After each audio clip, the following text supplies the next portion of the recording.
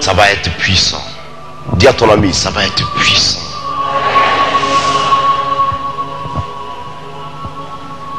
Pendant que tu le dis, tu ne crois peut-être pas. C'est ça? Calme-toi. L'évangélisation par la puissance de Dieu. Pourquoi l'évangélisation? Et pourquoi par la puissance de Dieu? Et d'où nous vient le thème évangélisation? Lisez avec moi, si vous avez votre Bible, en Marc chapitre 16, à compter du verset 15 jusqu'au verset 20. Vous avez trouvé Marc 16, 15 à 20. Qu'est-ce qu'il dit? Marc dit quoi? Marc dit quoi? Calmez-vous. Tout à l'heure, vous serez servis. Calmez-vous. Marc dit quoi? Puis il leur dit, allez, voyez, allez, tout le monde me dit, tout le monde dit avec moi, allez, fais le signe, allez, c'est-à-dire quoi? Un mot d'ordre à exécuter. Je suis d'accord? Va. Quelqu'un te dit, va. Tu vois? Il dit, allez, excusez-moi, par tout le monde et prêcher la bonne nouvelle à toute la création. Celui qui croira et qui sera baptisé sera sauvé, mais celui qui ne croira pas sera condamné. Ça, c'est un premier pas. Voici les miracles qui accompagneront ceux qui auront cru. Écoutez-moi bien, hein? Ces miracles accompagneront ceux qui auront cru. En mon nom, ils chasseront les démons. Ils parleront de nouvelles langues. Ils saisiront des serpents. S'ils boivent quelques breuvages mortels, il ne leur fera point de mal. Ils imposeront les mains aux malades et les malades seront guéris. Il dit, le Seigneur, après leur avoir parlé, fut enlevé au ciel et il s'assit à la droite de Dieu. Et il s'en allait prêcher partout. Le Seigneur travaillait avec eux et confirmait la parole par le miracle qui les accompagnait. Les chrétiens ne croient plus au miracle. Je parie que dans cette salle, il y en a même des gens parmi nous qui ne croient pas au miracle. Ça, je vous assure. Mais si vous ne croyez pas au miracle, ça veut dire que vous ne croyez pas également en Dieu. Pourquoi? Parce que Dieu est le Dieu de miracles. Et Dieu ne fait rien par hasard. Mais Dieu se voit par la démonstration de sa parole. Dieu, la Bible dit, Dieu est esprit. Et Dieu est saint. Dieu est donc esprit saint. S'il est esprit, ce qui signifie que je n'ai pas la capacité de le voir physiquement. Je l'entends me parler par sa parole. Je vois, je lis et je parviens à discerner son plan à partir des Écritures. Mais je ne le vois pas. Dieu est le Dieu qui ne se voit pas, mais qui se détermine par l'accomplissement de sa volonté, parce que dans la démonstration de sa gloire, sa volonté se matérialise par le miracle parfaitement établi devant moi que je peux voir. Alléluia. Donc Dieu ne se voit pas, mais l'aboutissement de son action peut se voir. Je suis d'accord? Est-ce que je suis d'accord? Dieu, par conséquent, est le Dieu qui fait toutes choses de façon miraculeuse. miraculeuse. Et quand vous voyez dans la Bible, il n'y a rien que Dieu a réussi à accomplir, ou alors que Dieu a accompli, qui ne manque pas de sa force ni de sa puissance. Tout ce qu'il fait est miraculeux.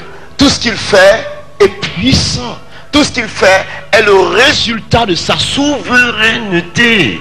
Tout ce qu'il fait reflète sa gloire. Je veux que tout le monde soit clair. Je veux que nous soyons d'accord. Ici en Côte d'Ivoire, il est l'heure. Vous savez mes frères, il est l'heure. Ce soir, Dieu va richement nous bénir, s'il vous plaît. Il est l'heure. Je vous dis, si vous avez votre Bible, suivez-moi. Commencez à me suivre dès maintenant. Parce que si vous ne me suivez pas maintenant, à la fin, vous ne comprendrez pas. Parce que nous allons partir en eau profonde dans cette parole aujourd'hui. Nous allons descendre dans les Écritures. Et je voudrais que vous compreniez la réalité. En effet, quand vous considérez toute la Bible, depuis l'Ancien Testament jusqu'au Nouveau, jusqu'à Malachie, il n'est pas question d'évangélisation. Non. Et ce que vous pouvez voir, par exemple, Ézéchiel 33, donne des avertissements. Dieu avertit Israël. Dieu responsabilise. Vous allez voir que Dieu utilisait toujours les prophètes pour venir soit avertir, soit réparer une certaine situation, soit révéler son plan, soit dire quelque chose à son peuple. Ça, c'est vrai. Mais vous n'avez jamais vu quelqu'un qui de façon publique va s'arrêter et qui commence à annoncer le royaume de Dieu et des milliers parviennent à la conversion. Ce n'était pas comme ça. La chose va rentrer en ligne de compte à partir de la personne de Jésus-Christ de Nazareth. Dans l'exercice de son ministère public, il va de lieu en lieu, il annonce le royaume des cieux, il annonce la repentance, il dit à tout le monde, parvenez au salut par la repentance, car les temps sont proches. Il convainc tout le monde à accepter le royaume des dieux. Si tu refuses, peu importe. Si tu acceptes, gloire à Dieu. Et donc Jésus continue ce travail. Et Jésus-Christ va partir maintenant. Et il appelle ses disciples et il les responsabilise. Voyez, allez. Il leur dit, allez. Il laisse un mot d'ordre derrière lui. Jésus ne délaisse pas son peuple comme ça. Il laisse un mot d'ordre derrière lui afin que le travail qu'il avait commencé ait une suite. Écoutez-moi bien. Que le travail est une suite. Donc vous voyez, il dit, allez, faites de toutes les nations des disciples, faites de toute la création des disciples, ou alors annoncez la bonne nouvelle à toute la création. Ce qui signifie que toute la création est dans la nécessité d'entendre et de recevoir la bonne nouvelle. Alléluia. Est-ce que tout le monde me saisit bien? Et donc cette idée rentre en ligne de compte. Ce qui signifie quoi? Évangéliser, c'est quoi? Beaucoup vont me donner beaucoup de définitions. Vous allez me dire, évangéliser, c'est annoncer la parole de Dieu. Bon, il n'y a pas de problème. Évangéliser, c'est faire ceci. Mais je voudrais faire la part des choses avant de descendre dans le vif du sujet. Parmi nous qui sommes les chrétiens, il y a ceux qu'on appelle des gagnants d'âme. Hein? Il y a ceux qu'on appelle des gagnants d'âme. Vous et moi, nous pouvons être des gagnants d'âme. Nous tous, nous pouvons être des gagnants d'âme. Mais tout le monde n'est pas forcément évangéliste. Ne confondez pas. Chacun se lève, je suis évangéliste. Parce que j'ai annoncé la parole à une personne qui a accepté Jésus. Je suis évangéliste. Le pasteur est aussi un gagnant d'âme. Je suis d'accord? Ah oui. Même le chrétien qui vient de se convertir aujourd'hui peut être aussi un gagnant d'âme. Mais ça n'a rien à voir avec le ministère d'évangéliser ou alors le ministère d'évangéliste. Ça n'a rien à voir. Ça n'a rien à voir du tout. Je voudrais que tout cela soit clair dans votre esprit d'abord. Ça n'a rien à voir. Parce que le ministère d'évangéliste est un ministère de réveil spirituel, est un ministère, un ministère populaire, un ministère qui appelle par un seul coup plusieurs à la fois, un ministère qui va en corps à corps avec le royaume de Satan, un ministère qui s'impose et qui arrache les âmes qu'il veut, qu'ils ne veulent pas, de la main de Satan et qui enrichit le royaume de Dieu. Alléluia. Par exemple, nous sommes partis en Guinée. Nous sommes venus de la Guinée le mardi seulement pour préparer cette veillée. Lorsque nous sommes allés en Guinée, nous avons eu seulement une tournée et Dieu a explosé son action au point que Dieu ayant révélé les problèmes types, les fondements des problèmes types de la Guinée, Dieu conduit ce pays-là à accepter non seulement sa parole, parce qu'une prise de conscience générale est en train de se faire. Et même les journaux annoncent qu'il faut que toute la Guinée sache qu'il y a eu des choses, et il y a eu de telles choses, ou il y a même de telles choses qui se passent en Guinée, et qu'il y a un rassemblement national pour la délivrance totale de toute la Guinée, avec le président de la République, avec le gouvernement, avec les oppositions et tout le monde. Vous voyez? Imaginez-vous que dans le mois de novembre, cela va se tenir, où tout le gouvernement guinéen sera, tout le monde sera, parce que l'État est déjà saisi de ça, tout le monde sera, vous annoncez la parole et toute une nation accepte Jésus de Nazareth. Alléluia. Ne jouez pas, vous savez, je voudrais vous avertir, vous n'avez pas pris en considération certaines valeurs que Dieu a déposées au milieu de nous en Côte d'Ivoire ici. Vous n'avez pas pris en considération vous-même votre vie chrétienne. Mais je vous assure, pendant que j'étais encore sur les bancs d'études, si on m'avait dit, mon ami, il y allait avoir de telles choses dans ta vie, je n'allais jamais croire. Mais je suis toujours étonné de ce que Dieu fait. Je ne vous mens pas. Je suis étonné de ce que Dieu fait. La puissance de Dieu s'investit en réalité. Et donc si vous êtes évangéliste ce soir, ce message pourrait vous faire beaucoup de bien et vous responsabilise en même temps. Vous me comprenez? Parce que évangéliser, non seulement c'est faire des disciples dans un premier temps, annoncer la parole de Dieu dans un deuxième temps, mais évangéliser fait partie des signes des derniers temps. Vous me comprenez? Il a dit, cette parole sera annoncée par tout le monde, alors viendra la fin. L'évangélisation fait partie des signes des derniers temps. Et je voudrais vous dire quelque chose. Remarquez, le réveil spirituel mondial se prépare. Quoique Satan est en train de se manifester, Dieu prépare là quelque chose de terrible. Je vous assure, quelque chose de terrible qui va se produire dans le monde. Dieu va utiliser des jeunes gens, des hommes, des femmes disponibles dans toutes les nations. Dieu est prêt à élever des gens qui vont se lever, qui vont parler de sa part. Dieu est prêt à déterminer sa grâce. Dieu est prêt à déverser l'onction de sa présence pour détruire le royaume de Satan afin que le monde soit sauvé. Je vous dis, et Dieu va se manifester dans notre époque d'aujourd'hui plus qu'il ne l'a fait avant. Vous croyez en ça? Oui. Il va nous utiliser plus qu'au temps de Pierre, plus qu'au temps de Paul. Oui.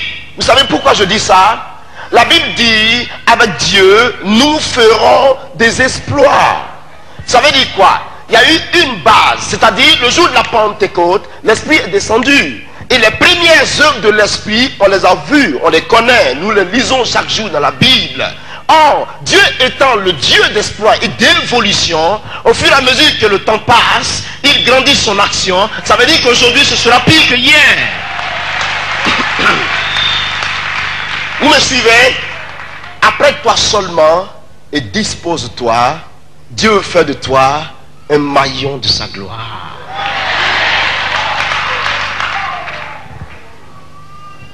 Je voudrais vous le dire. Cette séance est une séance qui va bénir la Côte d'Ivoire. Ah oui. Non, ça, vous pouvez... Écoutez, calmez-vous. Cette séance est une séance qui va bénir la Côte d'Ivoire. Dieu me l'a dit, moi. Et vous allez voir la gloire de Dieu. Je dis, vous allez voir la gloire de Dieu. Et donc, évangéliser, c'est aussi étendre, c'est aussi l'expansion de l'église. Parce que par l'évangélisation, l'église s'étend. Donc évangéliser, c'est un mot d'ordre à exécuter. Ce mot ne se discute pas. Ce mot s'exécute. Allez. Allez. On ne le discute pas. On l'exécute. Et quiconque l'exécute voit automatiquement la grâce et la bénédiction qui se cachent derrière le facteur d'aller. Ça c'est automatique. Parce que Dieu n'enverra personne sans le suivre et sans glorifier son nom par lui. Jamais Dieu ne va vous faire partir sur le terrain sans que lui-même Dieu ne vous suive, ne soit devant vous, et sans que lui-même Dieu ne prenne soin de démontrer sa grâce par vous. C'est pas possible. Je dis, ce n'est même pas possible. Autrement dit, ce n'est pas le Dieu d'Israël.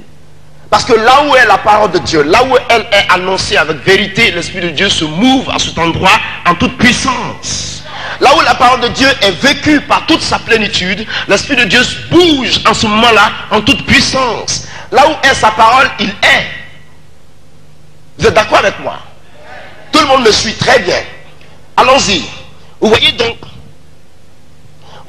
que le Saint-Esprit est promis. Jésus fait la promesse avant de partir. Il dit allez. Et il dit en Actes chapitre 1 verset 8, vous recevrez une puissance. C'est-à-dire vous irez, hein? Mais regardez un peu. Restez un peu dans la chambre haute. Ne quittez pas la ville de Jérusalem. Ne quittez pas, mes gars. Restez là, hein? Cachez-vous là quelque part. Restez là ensemble. Vous recevrez une puissance. Le Saint-Esprit survenant sur vous, et vous serez mes témoins. D'abord à Jérusalem, dans toute la Judée, dans la Samarie, et jusqu'aux extrémités de la terre. Or, qu'est-ce qu'il veut dire par là? Il veut dire que l'Esprit de Dieu viendrait, et l'Esprit de Dieu ferait de ceux qui le recevraient des responsables. L'Esprit de Dieu viendrait les responsabiliser. L'Esprit de Dieu viendrait se manifester à eux. Vous voyez, regardez pourquoi Jésus dit. Pourquoi Jésus dit, il est avantageux pour vous que je parte vers le Père. Pourquoi? Jésus dit, il est avantageux pour vous que je parte vers le Père. Pourquoi? Parce que tant qu'il ne partait pas, le Saint-Esprit ne descendrait pas. Il fallait qu'il parte afin qu'il fasse venir l'Esprit de vérité. Et donc Jésus part et l'Esprit de Dieu descend. Alléluia. Et donc quand le Saint-Esprit descend, vous voyez ce qu'il fait? Il descend et il accomplit la puissance de l'Esprit dans la vie de chaque personne qui était dans la chambre haute. Ils reçoivent l'onction. Au point que un gars comme Pierre, quand vous estimez la vie de Pierre, Pierre avant la Pentecôte, Pierre après la Pentecôte, vous avez en face de vous deux Pierres. Deux. Pourquoi deux? Parce que le Pierre avant la Pentecôte, quand bien même qu'il avait mangé avec Jésus, il avait bu avec lui, il a trouvé bon qu'il fallait régner à ce Jésus-là sous Ponce Pilate, rempli de peur et de crispation. Mais regardez, lorsque le Saint-Esprit descend, ce Pierre-là est redynamisé, il est délivré par la présence de l'Esprit, et c'est lui encore qui réjaillit pour répondre aux pharisiens qui traitaient ceux qui étaient baptisés du Saint-Esprit, d'ayant bu, ou alors d'ayant haï. Arrêtez-moi ça ici à Jérusalem. Ils ne sont pas ivres de vin, comme vous le pensez. Mais c'est Jésus de Nazareth que vous avez crucifié. C'est lui qui a accompli sa promesse et c'est ce que vous êtes en train de voir. Alléluia. Donc vous voyez, automatiquement, Pierre était devenu témoin. Suivez-moi bien, hein? Suivez-moi très bien. Je vous ai dit, suivez-moi très bien. Il était devenu témoin. On va revenir sur l'expression témoin tout à l'heure. Donc vous voyez, évangéliser donc. L'Esprit de Dieu arrive et il les rend forts. Voyez, des hommes qui étaient faibles au préalable ont maintenant la force pour témoigner, pour parler de la part de Dieu. Et Pierre avait prêché, il avait propagé la bonne nouvelle. La Bible dit que 3000 âmes se donnaient à Jésus ce jour-là. Mais regardez la suite. Regardez ce que la suite dit. La suite nous dit que ce fut là la propagande, la propagation, ou alors ce fut là l'annonciation de la bonne nouvelle. Ce fut là la prédication de la parole. Il prêcha l'évangile. Il il propagea l'évangile. Donc évangéliser, c'est propager la parole de Dieu. Vous êtes d'accord avec moi? Bien. Mais la parole, c'est quoi elle-même? C'est quoi la parole? Tous les jours, Seigneur, bénis-moi par ta parole. C'est quoi la parole de Dieu? Si je tiens compte de Romains chapitre 1, le verset 16, la parole de Dieu, c'est la puissance de Dieu. Pourquoi? Il dit, je n'ai point honte de l'évangile, car c'est une puissance de Dieu pour le salut de quiconque croit. Donc, dans un premier temps, la parole est la puissance de Dieu. Deuxièmement, selon Jean chapitre 1, le verset 1, qu'est-ce que la Bible dit? La Bible dit, au commencement était la parole, et la parole était avec Dieu, et la parole était Dieu. Ça veut dire quoi? Ça veut dire que la parole est Dieu.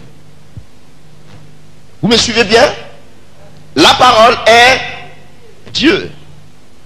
Maintenant, vous descendez dans le verset 3 de ce même chapitre qui dit, il n'y a rien qui existe sur terre qui n'a été créé que par la parole. Ça veut dire quoi? La parole est la source de la création. Vous me suivez bien? Elle est la source de la création. Et quand vous lisez Genèse chapitre 1 au verset 1, la Bible dit quoi? Hein? La terre était informe et tout ça, et l'Esprit de Dieu se mouvait à la surface des eaux. Et donc vous voyez, la Bible dit encore, cette fois-ci, cette parole est devenue chair. Suivez-moi bien, hein? Cette parole à l'état invisible, la parole dans ce critère invisible, la parole prononcée, le verbe, la Bible dit, cette parole est devenue chair. Elle a été faite chair dans le verset 14 du livre de Jean au chapitre 1. La parole a été faite chair et elle est venue habiter parmi nous, pleine de grâce et de vérité. Et il dit quoi? Il dit, nous l'avons, prenez votre Bible, suivez-moi, nous l'avons contemplé. Ce mot-là est très capital. Nous l'avons contemplé. Nous l'avons contemplé. Regardez un peu. Qu'est-ce qu'il dit? Vous avez trouvé? Vous avez trouvé? Vous avez trouvé? Suivez-moi, hein? Suivez-moi au verset 14. Nous l'avons contemplé. Il dit, 14, il dit, et nous l'avons contemplé sa gloire, une gloire comme la gloire du Fils unique venu du Père. Qu'est-ce que ça veut dire contempler? Ça veut dire quoi contempler?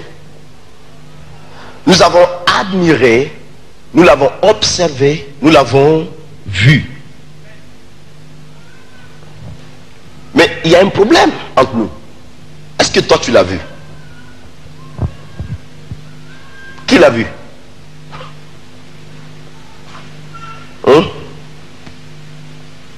Qui l'a vu? Personne ne l'a vu. Pourtant, elle nous dit que nous l'avons contemplé. Ah! Ce qui est certain, je sais que Paul, plutôt, apôtre Pierre était toujours à côté de Jésus. Il a vu qui il était. Mais moi, je suis ici en Côte d'Ivoire et mon village s'appelle Data.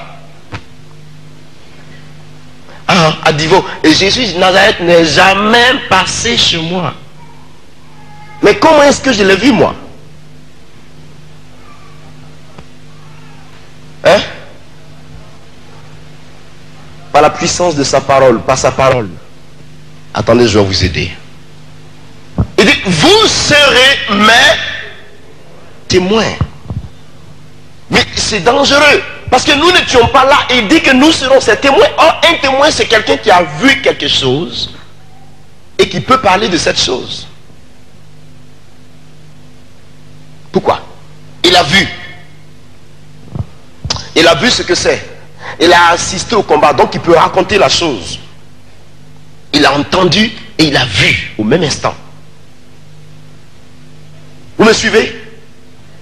Vous avez votre Bible en main, c'est ça? Suivez-moi très bien. Comment pouvons-nous dire que nous sommes témoins? Alors qu'on ne l'a même pas vu. J'ai dit, mais on ne l'a même pas vu du tout. Et nous sommes témoins. Ah, camarades. Pierre encore, ça se comprend. Parce que Pierre et autres étaient des témoins oculaires.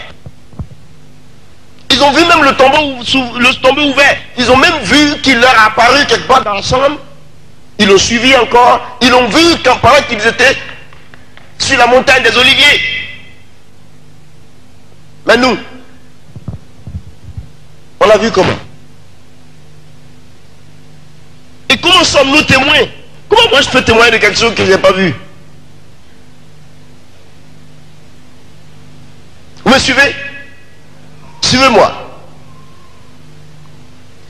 Ils étaient témoins parce qu'ils ont tout vu, ils ont tout vécu.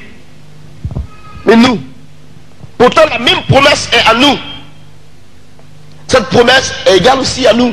Elle est à nous. Comment pouvez-vous comprendre ça? Nous sommes témoins également. Mais pourquoi? En quoi sommes-nous témoins? Nous sommes témoins en 3 raisons. 3. Lesquelles des raisons? D'abord, nous sommes témoins parce que, pourquoi? À cause de la promesse faite à Abraham. Genèse 17, verset 15, je crois. Et deuxièmement, nous sommes témoins à cause de cette promesse, plutôt, à cause de ce que la parole fait de nous des enfants de Dieu par la foi, et elle nous rend héritiers. Vous me saisissez? Nous sommes témoins à cause de ce qu'elle nous rend héritiers. Je peux vous donner des références. À la maison, vous allez chercher Romains 8, 17, Galates 4, verset 7, Hébreux 1, verset 1 à 2, Jacques 2, 5. Vous pouvez voir encore Hébreux 6, verset 17. Ça va vous aider. Et troisièmement, nous sommes témoins à cause du don du Saint-Esprit. Je suis d'accord? À cause du don du Saint-Esprit. Pourquoi? Parce que le don de Dieu nous a été promis à nous. Pas à tout le monde, mais seulement à nous qui avons cru. Il est bon de mentionner ça. L'Esprit de Dieu n'est pas donné à tout le monde sur le marché. Il est donné à ceux qui ont cru. D'abord. Deuxièmement, nous sommes témoins à cause du rôle que le Saint-Esprit viendrait jouer en nous. À cause du rôle. Voyez ce qu'il dit. Voyez ce que la Bible dit de son rôle. La Bible dit que l'Esprit de vérité viendra en vous. Hein? En Jean 16, il viendra en vous. Il ne témoignera pas de lui-même, mais il prendra de ce qui est à moi Jésus et il vous l'annoncera. Voyez? Donc l'Esprit de Dieu lui-même viendra témoigner en nous. Ça veut dire que nous allons figurer et lui va parler. Un autre aspect que je voudrais signifier, parce que l'évangile ne se prêche que par le Saint-Esprit. Est-ce que tout le monde me saisit? La Bible dit quoi? Nul ne peut dire que Jésus est Seigneur si ce n'est par le Saint-Esprit. Et la Bible dit quoi? En Luc chapitre 6, le verset 45, il dit quoi? C'est de la bouche, de l'abondance du cœur que la bouche parle. Pourquoi? Quand je recevrai le Saint-Esprit, quand je serai rempli de l'Esprit de Dieu, il n'y a que l'Esprit de Dieu qui parlerait au travers de moi. Quand vous voyez quelqu'un rempli d'un esprit de sorcellerie, il n'y a que la sorcellerie qui va démontrer. Ah oui, quand vous voyez quelqu'un qui est rempli d'un esprit d'impudicité, vous ne verrez que l'impudicité se manifester au travers de lui. Donc l'esprit qui t'anime, c'est lui qui va te manipuler. C'est lui qui va t'utiliser. Ça veut dire que si je suis rempli du Saint-Esprit, alors les choses de Dieu se manifesteront. On est d'accord? C'est de l'abondance du cœur que la bouche parle. Vous me suivez très bien. Ce qui démontre qu'il est important et de façon impérative que chaque chrétien recherche la plénitude de l'esprit. Dis à ton ami, recherche la plénitude de l'esprit, s'il te plaît.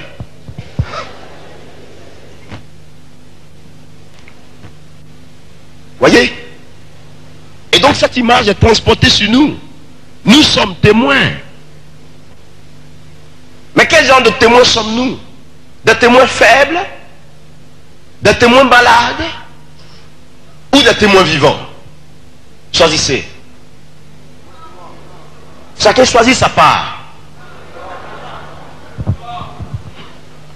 Des témoins vivants.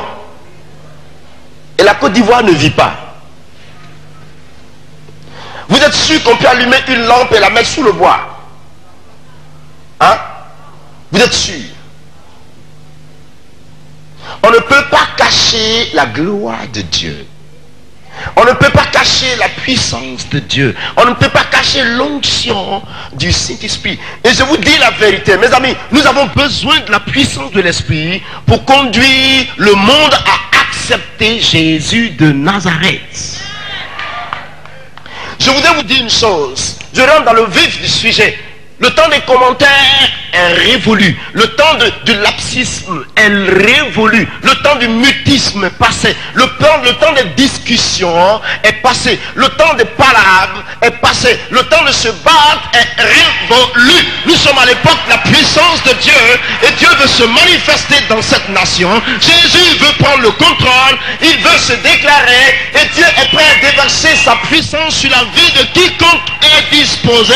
Et cette nuit, vous verrez la puissance de Dieu vous remplir. Je dis ce soir. Ça suffit. Ça suffit. Dis à ton ami, ça suffit. Monte ici. Monte, monte, monte. Où sont les commandos? J'ai besoin de 6 commandos. Dépêchez-vous. Dieu me donne une image. Dépêchez-vous. Ne faites pas que cela me quitte. Venez, venez. Venez les enfants, venez. Placez-vous ici. Bien. Suivez-moi, suivez-moi très bien. Parce que nous allons grimper à l'échelle. Ça, je vous en prie. Suivez-moi bien. Toi, couche-toi. Couche-toi. Dors, voilà, voilà. Dors.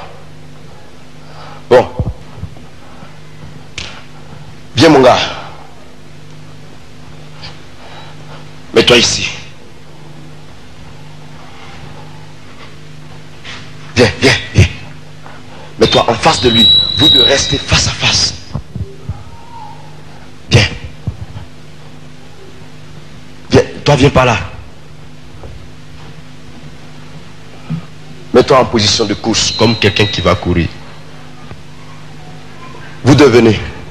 Mettez-vous derrière lui en position de course, comme quelqu'un qui va courir. Mais votre main est comme ça. Ça veut dire que vous voulez le tuer. Hein? Le sang de Jésus vous couvre. Hein? Mais une image est dans mon esprit que je voudrais révéler aux Ivoiriens aujourd'hui. Il est en position de course. Vous aussi vous êtes en position de course, mais armé. Maintenant, forme un coup de poing. Toi aussi forme un coup de poing. Et l'autre dit, tu es mauvais. L'autre dit, tu es mauvais. Tu es mauvais, tu es mauvais. Tu n'es pas bon. Tu n'es pas bon. Je vais te taper. Je vais te taper. Parle aussi. Dis la même chose. Toi, tu vaux rien. Toi, tu vaux rien. C'est moi le meilleur. C'est moi le meilleur. C'est moi qui suis meilleur sur le terrain. Moi, je suis meilleur. Poursuivez-le. Poursuivez-le. Poursuivez-le. Poursuivez-le. Vous voyez ces images-là? Vous voyez ces images? Une église poursuit l'autre. 2 églises poursuivent l'autre pour le tuer. Et deux églises se battent et se divisent entre elles pendant que le monde meurt à côté.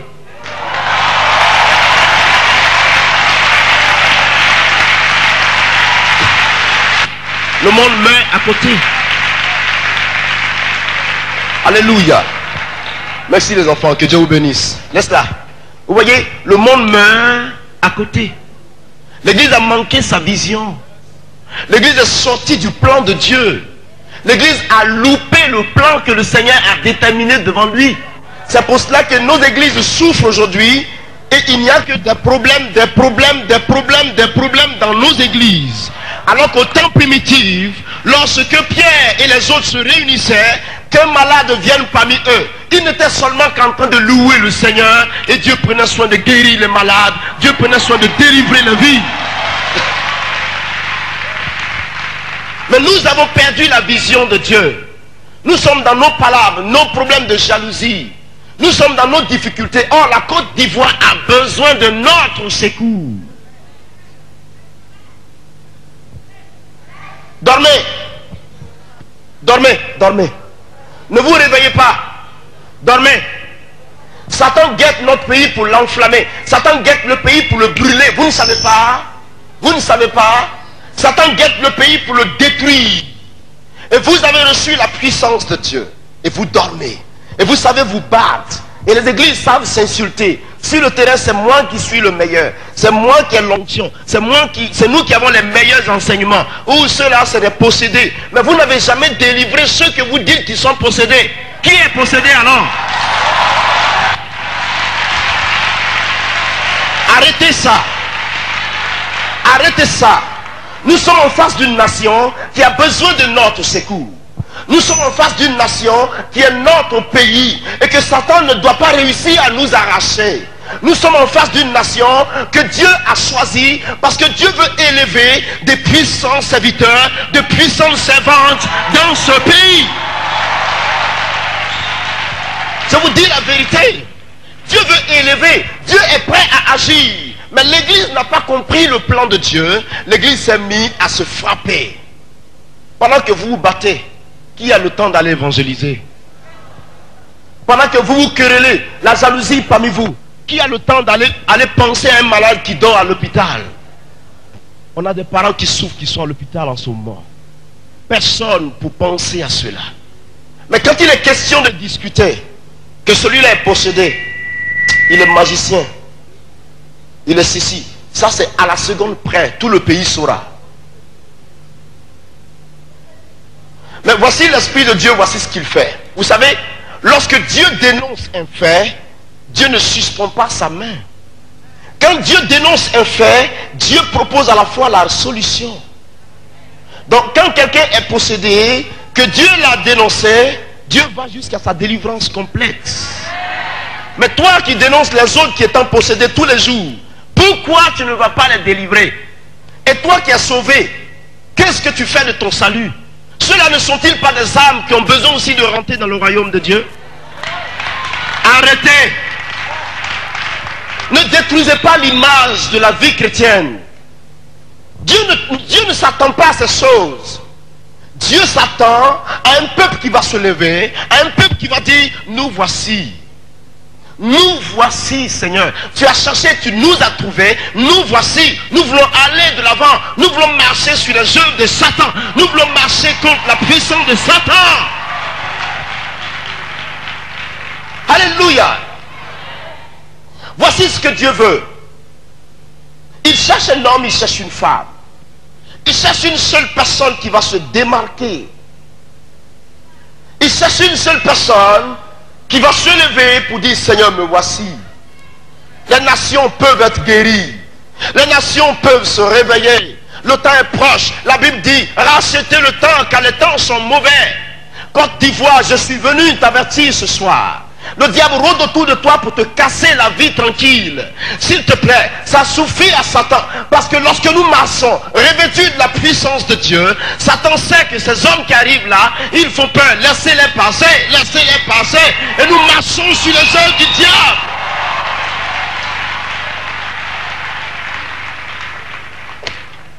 Il sait. Cette nuit nous sommes ici, le diable est au courant de cela.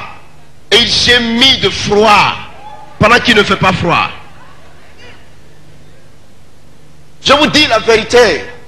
Le monde entier est en train de se réveiller. Vous allez en Corée, il y a un réveil puissant sur la Corée. Vous allez aux États-Unis, un réveil est instauré sur les États-Unis. Vous allez même tout près en France. Dieu est en train de faire lever la France. La France que tout le monde croyait incrédule. On m'a donné un témoignage tout à l'heure à 20 h. Que quelque chose de terrible se passe en France. terrible se passe en France. Je dis, qu'est-ce qui se passe? On me dit, tout le monde réclame que tu arrives ici, dardard. Parce que tu as allumé un feu ici, qui embrase tout le monde, même dans les rues, même dans le métro.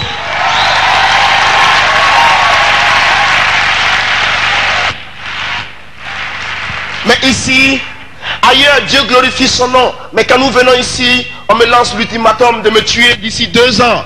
Fais attention parce que tu vas mourir avant moi. Fais gaffe. Votre ultimatum que vous m'avez lancé, laissez-moi vous dire une chose. Je n'ai même pas encore accompli ce pour lequel Dieu m'a appelé. Et tant que la volonté de Dieu ne sera pas finie de s'accomplir, personne ne pourra me mettre la main là-dessus. Personne. Je voudrais vous dire une chose. Je suis aussi citoyen de la Côte d'Ivoire. Je mérite aussi de vivre. Et je mérite d'être aussi en bénédiction pour ma nation. Donc calmez-vous. Parce que le tout premier qui va se lever, qui que tu sois, tu vas au tombeau et nous prêchons l'évangile pour aller en avant.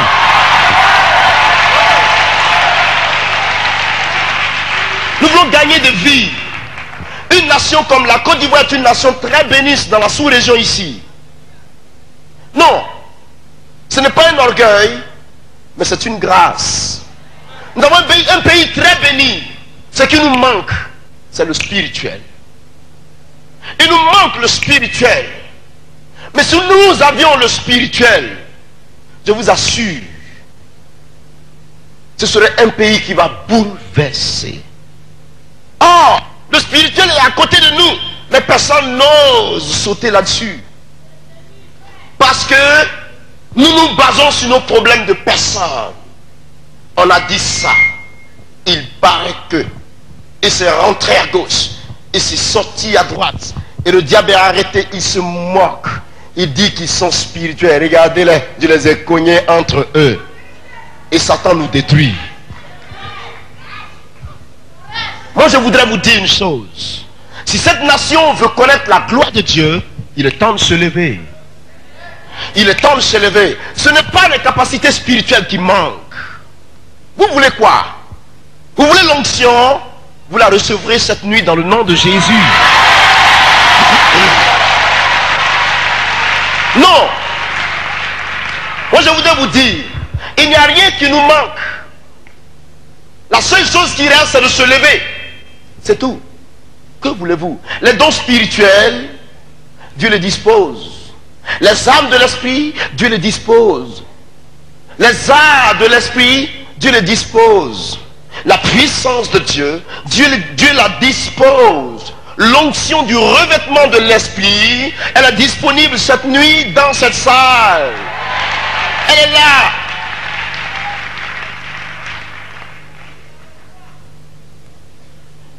Je suis clair.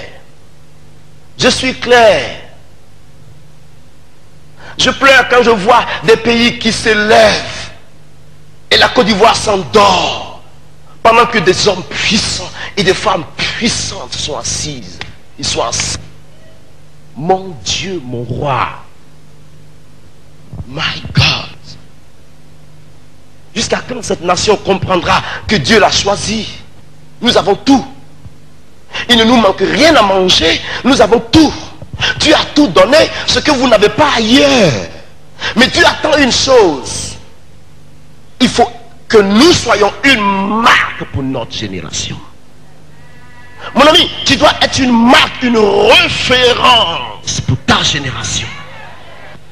Non, il faut que tu sois une référence pour ta génération. Ah oui. Si tu ne peux pas être une référence, c'est que tu n'es pas loin. Non, parce que l'onction donne les preuves qu'elle est là. Et vous dites, on étouffe mon ministère, on me bloque. C'est toi-même qui te bloque. Tu as une fois vu l'onction qu'on peut mettre dans une boîte? L'onction. L'onction. C'est que ce n'est pas l'onction de Dieu. Vous pouvez emboîter l'onction du Saint-Esprit, vous? Pendant Pendant que tu cherches à coincer l'onction de ce côté, l'onction opère une résurrection de l'autre côté. Pendant que tu cherches à bloquer ce côté-là, il y a un malade qui est guéri de ce côté. Pendant que tu veux faire ceci, elle passe ici. On ne peut pas l'arrêter. Notre pays souffre. On m'a appelé ce soir à 20 h. Il y a un miracle publiquement qui s'est opéré à Paris. La sœur, Pasteur Mao, la jeune dame, je ne sais pas si vous étiez là cette nuit-là. La jeune dame qui est venue, j'étais en train d'enseigner pour dire aux Parisiens, lorsque l'onction est sur ta vie, tu n'as pas besoin d'efforts pour que les miracles de guérison s'opèrent. Et une sœur s'approche, elle était de thé noir qui est venue au milieu, et elle avait le sida. Voyez? Et donc l'expérience a été faite sur elle. Elle est tombée. Quand elle s'est relevée, elle a témoigné que je ressens la force et tout ça. On m'a appelé à 20 h. On m'a dit que la fille est partie parce que je lui avais dit sur la scène, le même médecin qui t'avait fait le diagnostic. Et voilà, voici ce qu'il va te dire. Je n'ai jamais vu ça et ça n'a jamais existé. D'où viens-tu? La fille s'en va. Pasteur, la fille s'en va, le médecin lui dit exactement la même chose parce que le sida a disparu de son corps.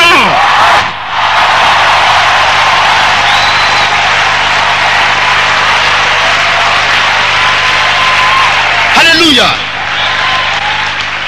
Donc on m'appelle à 20 h et ils sont affolés dans Paris. C'est pas possible. Et elle a rendu témoignage publiquement ce dimanche. Ce dimanche-là. Elle a rendu publiquement témoignage. Elle a parlé. Je dis, Jésus m'a guéri du sida. Jésus, vous étiez tous ici quand Jésus m'a guéri.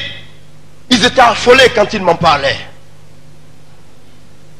On me dit, regarde, il faut que tu arrives ici pour l'école de ministère. Je dis, pas question, ce soir je vais prêcher. Laissez-moi. C'est vous seuls qui connaissez les bonnes choses.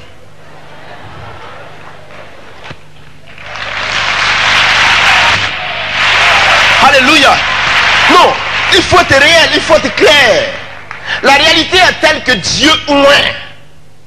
Et Dieu ne demande pas le consentement de qui que ce soit. Dieu oint comme il veut. Dieu bénit comme il veut. Et Dieu fait grâce à qui il veut. La gloire est à lui. Mais s'il te plaît, que nul ne sache que dans cette salle, Dieu n'a pas un plan pour sa vie. C'est faux. C'est faux.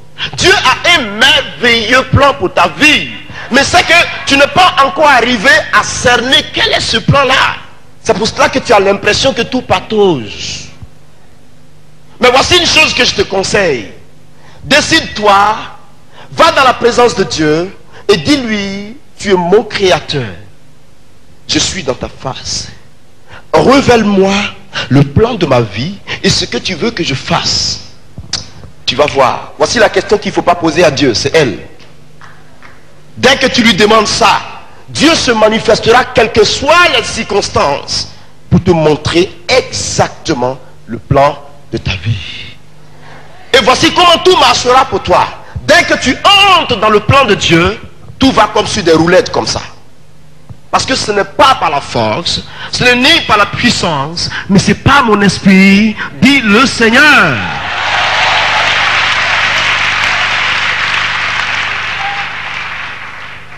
Cela est possible. Je dis, ta bénédiction est possible. Ah oui, Satan ne peut pas arrêter le plan de Dieu pour toi. Il ne peut pas, je dis, il ne peut pas. Satan se présente comme un serpent dont on a coupé le cou et la queue balance. Quand le chrétien, ah Jésus, ah, le petit démon, même devant le petit démon, tu n'as même plus d'autorité.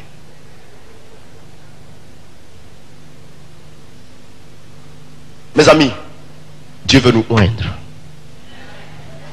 L'onction est dans ce pays. Je ne vous mens pas. L'onction est en Côte d'Ivoire. Je ne vous mens pas. Dieu a disposé l'onction pour ce pays. Quand nous évangéliserons, Il faut que les signes et les prodiges accompagnent la parole qui sort de notre bouche. Pourquoi? Ceux qui disent qu'ils ne croient pas au miracle, laissez-moi vous dire que le miracle donne toujours l'occasion à certaines personnes de se convertir. Dans un premier temps, le miracle fait édifier notre foi, fait grandir la foi. Le miracle est la gloire manifestée de Dieu, démontrée devant les hommes. Pour qui veut voir, pour qui veut entendre, pour qui veut sentir, pour qui veut toucher. Le miracle est la puissance de Dieu démontrée. Le miracle est nécessaire pour la vie de chaque personne d'entre nous. Le miracle de Dieu est tout juste à côté de celui qui espère en Dieu. Le miracle est possible encore aujourd'hui. Si le miracle n'existe plus, alors Jésus n'existe plus. Pourquoi? Parce que Jésus lui-même est un miracle parfait de Dieu. Ah oui. Ah oui. Ah oui. Ah oui. Suivez Jésus. Regardez. Je vais vous le démontrer à partir des Écritures. L'ange arrive, il dit à la fille, Dieu béni. Ah, quelle est cette salutation ce matin? Il dit, je te salue. Oh, on m'a jamais salué comme ça de bonheur. Qui rentre et qui me salue? N'aie pas peur, c'est moi l'ange Gabriel, Dieu m'a envoyé. Ah, ange Gabriel. Il dit, ne t'inquiète pas. Le Très-Haut viendra sur toi. La puissance de son nom te couvrira. Il touchera ta bassesse. C'est pour cela que le saint enfant que tu porteras dans ton sein sera appelé le Fils de Dieu. Parce que l'Esprit viendra le concevoir dans ton sein. Il dit quoi? Le Très-Haut te couvrira de son ombre. C'est quoi l'ombre du Très-Haut? C'est l'onction du Saint-Esprit.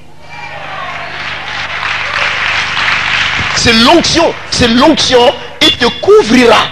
Te couvrira. L'onction viendra sur toi. Et l'Esprit concevra un tout bébé dans ton sein. Ce bébé-là, tu l'appelleras Jésus. Vous comprenez? Écoutez-moi bien. Hein? La fille est vierge. Et ce qui est important, c'est que Joseph remarque que Marie m'a trompé. Non, non, non, non. Ça, Marie m'a trompé. Marie n'est pas claire. Marie m'a trompé. Aïe. Marie m'a trompé. Ah bon? Donc Joseph décide dans son cœur de se séparer d'elle, secrètement. Je ne suis pas allé avec une femme, elle est enceinte. Ça veut dire quoi ça? Elle m'a trompé. Oh, l'Esprit de Dieu venait d'opérer le miracle. Jésus va naître du sein d'une femme vierge. Vous avez vu ça une fois dans le monde? C'est pas un miracle de Dieu?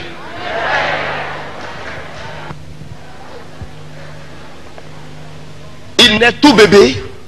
Il grandit dans la parole de Dieu. Il obéit à la parole pas à pas jusqu'à la fin. Il est crucifié. Il meurt. Il est enterré. Et le troisième jour, il revient de la tombe.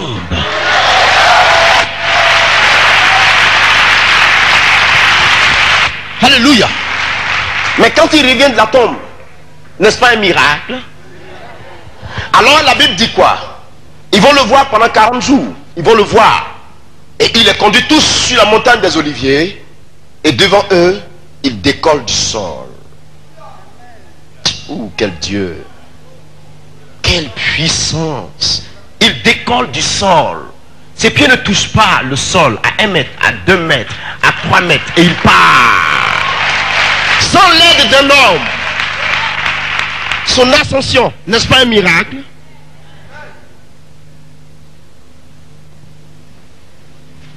N'est-ce pas un miracle? Si le miracle de Dieu n'existe plus, ça veut dire que toi aussi tu n'existes plus.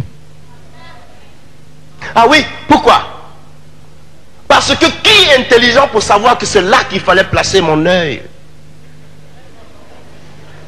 Qui est intelligent sur cette terre pour savoir que le pied devait se mettre ici, il allait jouer un rôle important?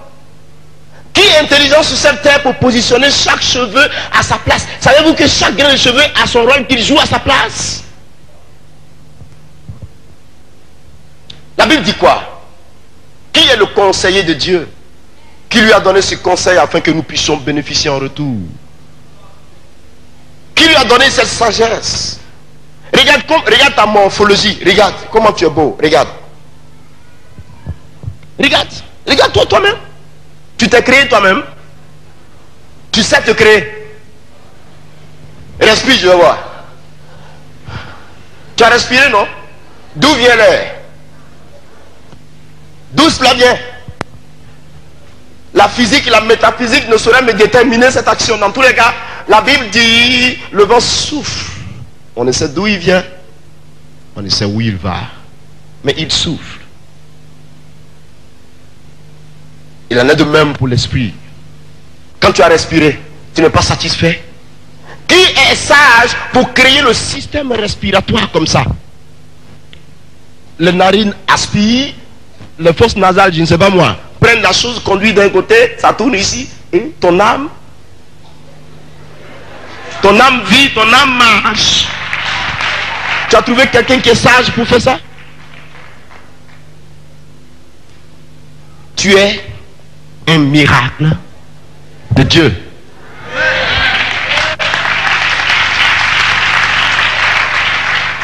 Et donc si le miracle n'existe plus, ça veut dire que toi-même tu n'existes pas. C'est pour cela que je vous dis une chose. Dieu m'a défendu de dire quelque chose aux chrétiens. Dieu m'a dit, ne dis jamais à un enfant de Dieu qu'il suit le miracle. Qu'il est un chrétien qui suit le miracle. Ne lui dis jamais ça. Parce que le jour que tu le diras, tu auras mis la corde à ton cou. J'ai dit, Seigneur, ça veut dire quoi? Dieu me dit, regarde-toi toi-même. Tu t'es créé toi-même. Je dis non. Et le Saint-Esprit me dit, regarde. Quelqu'un dit à son ami, tu suis les miracles. Pendant que lorsqu'un malade arrive, il lui impose les mains et il dit, maladie sort de ce corps, au nom de Jésus, sois guéri. Dieu me dit, qu'est-ce que tu cherches là? Qu'est-ce que tu es en train d'invoquer là? C'est quoi? Pour aboutir à quoi? C'est pour aboutir à quoi? Alors que tu dis les autres suivent le miracle. Et toi-même tu cherches quoi là en faisant ça?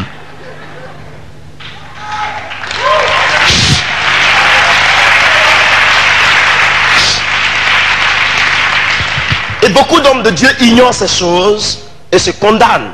J'appelle ça la jalousie. C'est une jalousie à outrance. Dis à ton ami, recherche la grâce de Dieu, sinon ton cœur va s'éclater.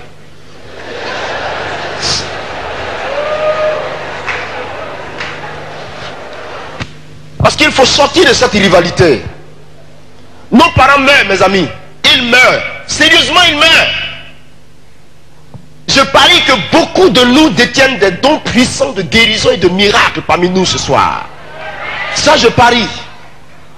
Mais vous n'avez jamais osé vous lever pour ordonner à une maladie de quitter un corps. Jamais. Parce que non, on dira que moi ceci. Voici comment vous tuez la grâce de Dieu dans vos vies. Mais le don de Dieu, plus il s'exerce, plus il prend de l'ampleur. Plus il s'exerce, plus il prend de l'ampleur. Qu'est-ce qui vous manque? Dites à Dieu, vous voulez quoi ce soir? Dites-le. Cette nuit, vous voulez quoi? Abidjan veut quoi cette nuit? La Côte d'Ivoire veut quoi cette nuit?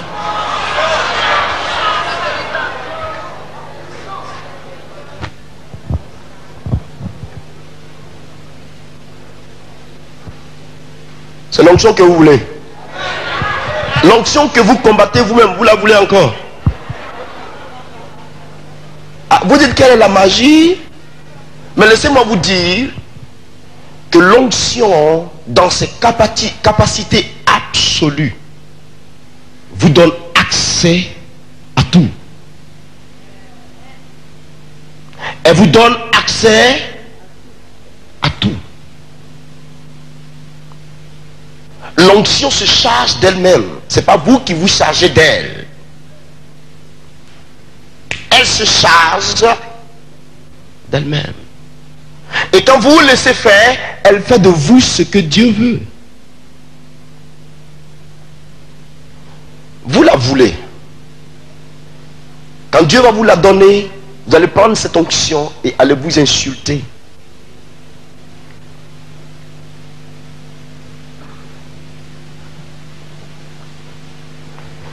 Y a-t-il un malade quelque part là?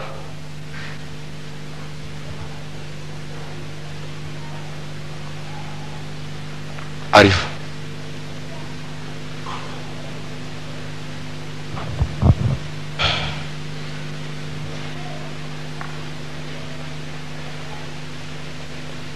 Monte ici.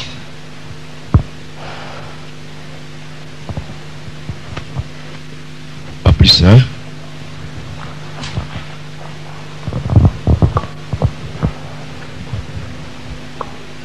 Pas plus, hein? Nous sommes d'accord? Je vais vous faire comprendre quelque chose. Nous sommes d'accord, mon ami? Hein? Sommes-nous d'accord? Mets-toi à genoux. Montre les malades qui sont là. Ils sont combien? 2, 3. Que le nombre ne s'augmente plus, hein? Tout à l'heure, chacun aura sa part. Calmez-vous d'abord. Je vais vous montrer quelque chose. Mettez-vous à genoux. Mettez-vous à genoux.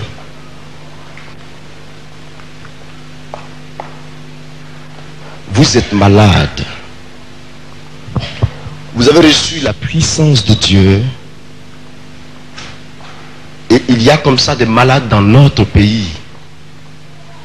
Dieu ne descendra jamais du ciel pour venir dire, moi je suis venu guérir les malades. Jamais. Mais de tous les temps, Dieu a toujours utilisé des hommes comme vous et moi. Des femmes comme vous. Des personnes comme vous et moi. Ce n'est pas mystique. Ce n'est pas non plus sorcier. C'est une question de la puissance de Dieu qui agit. C'est une question que vous figurez et Dieu démontre lui-même sa gloire.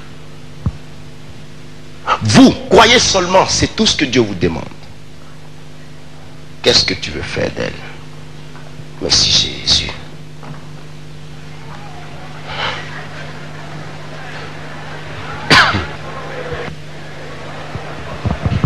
Vous voyez cette soeur? Je lui dis par exemple, touche l'endroit où tu as mal. Que chacun mette la main là où il a mal. La Bible me dit, ma Bible, elle dit, voici les miracles qui accompagneront ceux qui auront cru. Ai-je cru, oui ou non? J'ai cru. Il va de soi que ces signes m'accompagnent. Il n'y a rien à dire. Ça ne se discute pas. Ça s'exécute. C'est tout. Un point, un trait. On n'a pas demandé la vie de quelqu'un. Il a dit c'est ça, c'est ça. Et je dis à cette femme, c'est toi-même qui l'as dit, Jésus. Guéris son ventre. Et que le mal disparaisse. Protège-la, protège-la. Guéris-le. C'est toi-même qui l'as dit. Et que son mal disparaisse. Au nom de Jésus. Protège-le, protège-le. Oh, il y a un miracle puissant dans le corps de cet homme. Quelle présence de Dieu. Seigneur, toi-même tu as dit, alors fais-le. Père, toi-même tu as dit, alors fais-le. Jésus, toi-même tu as dit, alors fais-le.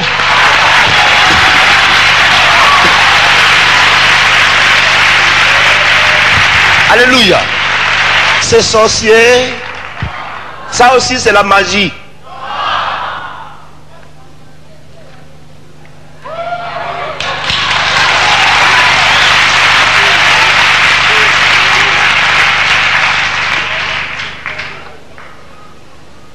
Mettez-vous dans la parole. C'est pas la peine de se faire des parades. Jusqu'à quand la Côte d'Ivoire va comprendre? Quand nous allons évangélisons par la puissance de Dieu, démontrons que Jésus est avec nous. Quand vous prêchez que Jésus guérit, il doit guérir. Quand vous prêchez que Jésus délivre, il doit délivrer. Quand vous prêchez que Jésus sauve, il doit sauver. Quand vous prêchez que Jésus est bon, oui, nous devons voir sa bonté. Quand vous prêchez que Jésus oint, il doit oindre.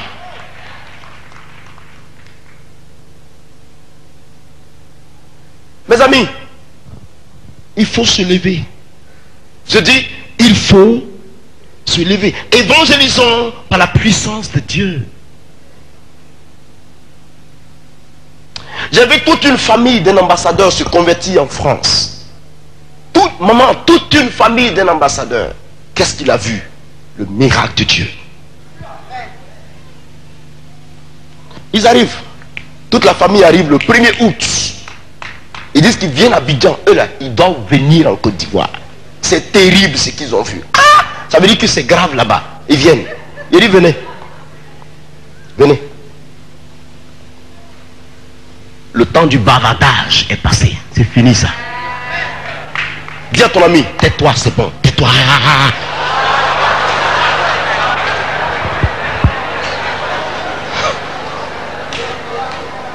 En quoi ton Jésus sera-t-il Seigneur si tu ne donnes pas les preuves qu'il est capable? Nous prêchons un Dieu mort ou nous prêchons un Dieu vivant? Ah! Alors, si nous prêchons un Dieu vivant, on doit le voir vivement à l'œuvre. Vivement. Sa vie doit être communiquée. La Bible dit que nous n'avons pas reçu un Dieu mort, un Dieu timide, tiède. On ne lui a rien dit, il tremble. Mais nous avons reçu un Dieu puissant, un Dieu vivant, un Dieu glorieux, un Dieu de force. Si nous passons dans un endroit, l'Esprit de Dieu donne les marques et les signes que quelqu'un de sa gloire est passé. C'est ça. Ça va? Ça va? Lève-toi. Ça va? Tu veux la puissance de Dieu? Elle vient sur toi. Maintenant, l'Esprit de Dieu est capable de vous utiliser au-delà même de ce que vous pensez. Oui. Je dis oui. Vous ne vous attendez pas à son action en ce moment précis, mais il le démontre. Et vous-même qui l'utilisez, vous êtes étonné. Ce qui prouve que ce n'est pas de vous. Dieu nous bat sur le terrain chaque jour. Qu'est-ce qui vous manque? Qu'est-ce qui vous manque, Ivoirien? Mes frères, il manque quoi? Qu'est-ce que Dieu n'a pas encore donné? Pendant que nous sommes assis, le gouvernement a des problèmes. L'État a des difficultés. Satan veut déchirer notre nation. Personne ne se lève, ça dort. Personne ne prie. Dieu regarde, personne n'est à la brèche. Nul peut se lever pour dire Jésus est Seigneur. Ne vous battez pas. La Bible est sincère. Je vous dis la vérité. Dieu nous demandera son sang. La prostitution s'étend. Vous allez à la rue Princesse. Vous allez à la rue Serpente de je ne sais où là. Allez voir des hommes déguisés en femmes.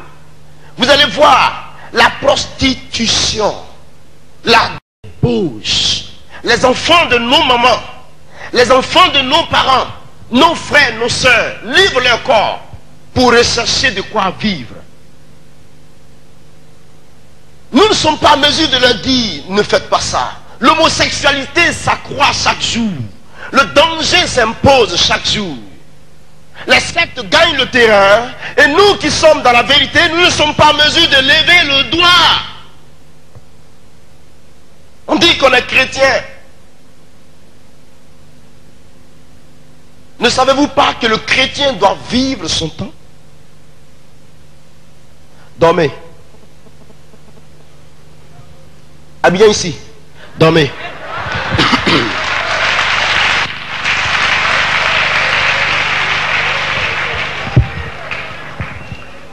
vous dis la vérité, mes frères. Il faut se lever. Il faut se lever. L'apôtre Paul a dit quoi? 1 Corinthiens chapitre 1, le verset 18. La prédication de la croix est folie pour ceux qui périssent, mais pour nous qui sommes sauvés, elle est une puissance de Dieu. Il dit, Corinthiens, je viens parmi vous, si telle est la volonté de Dieu, et je verrai le degré de la puissance de votre philosophie, ou alors le degré de votre science, de votre raisonnement. Car je vous dis d'avance que le royaume de Dieu ne consiste pas en parole, mais en puissance. Il faut démontrer la puissance de Dieu. Il faut la démontrer. Il faut la démontrer. Il faut la démontrer. C'est l'heure. Ce n'est pas demain, c'est aujourd'hui. Vis ton temps par l'esprit. Nous marchons par l'esprit. Nous parlons par l'esprit. Nous adorons par l'esprit. Nous chantons par l'esprit. Nous louons par l'esprit. Nous prêchons par l'esprit. Nous prions par l'esprit. Nous bénissons par l'esprit. Cherche. Ton temps est arrivé. Ton temps est arrivé.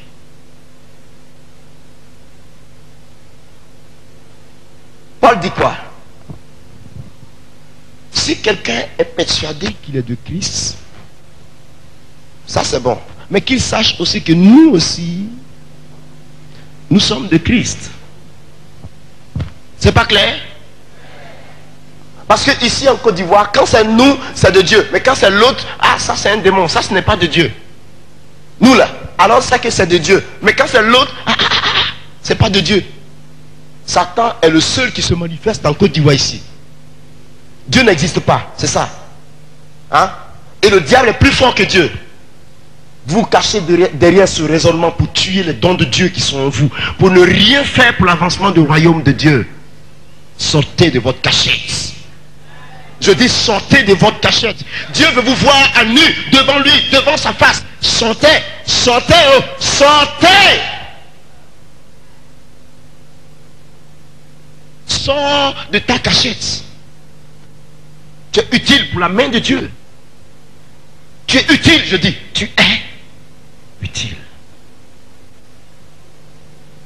Toi et moi, on ne jouera pas le même rôle. Mais tu as ton utilité.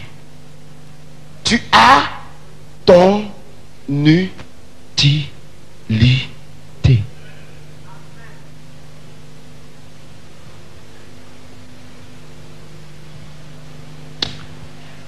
Oh, alléluia.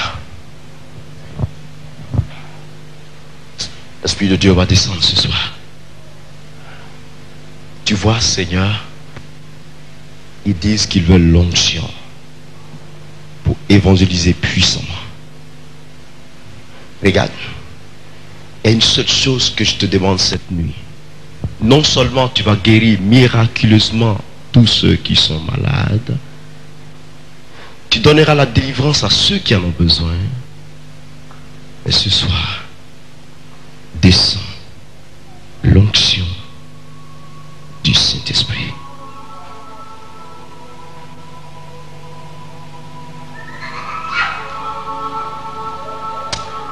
Tu sais, mon Dieu, il y a une chose que j'aime chez toi, c'est ta fidélité. Tu sais, elle est tellement parfaite. Elle est si parfaite que ce soir, je n'ose même pas douter d'un seul point. Je crois à l'onction de ton esprit que tu as disposé pour la conversion de ce pays. Et je te soumets la Côte d'Ivoire. Et je prie que dès ce soir, il y ait un mouvement puissant de ton esprit, un vent nouveau dans cette nation. Et que les vies soient délivrées. Et que les miracles s'opèrent dans les hôpitaux, dans les villages, partout. Afin que nos parents soient sauvés par la puissance de Dieu. Waouh! L'onction que tu cherches arrive sur toi maintenant même de façon parfaite. Tu es là-bas à ma gauche. Le don d'opérer des miracles au nom de Jésus sera le don par lequel Dieu voudra t'employer. L'onction que tu cherches est là devant toi, ma soeur, parce que Dieu t'a donné une onction prophétique qui cassera la mur devant de toi.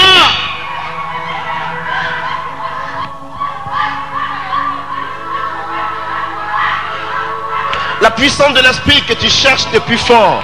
Le don d'opérer des miracles au nom de Jésus que tu cherches de plus fort. Voici la réalité de ce don aujourd'hui sur toi, mon ami qui est assis là-bas. Parce que Dieu t'attend. Il t'attend. Il t'attend.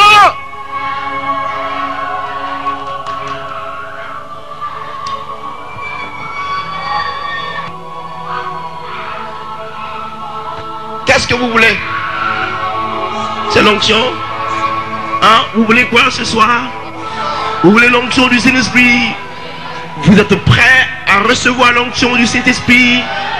D'accord. Vous avez une seule minute.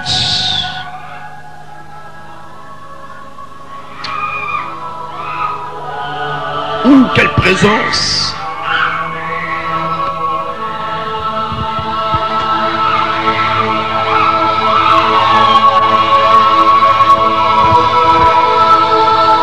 Dépêche-toi.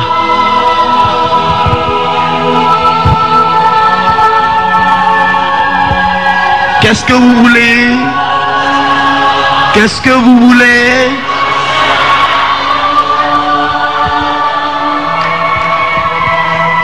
Vous allez bouger avec cette onction. Vous allez évangéliser.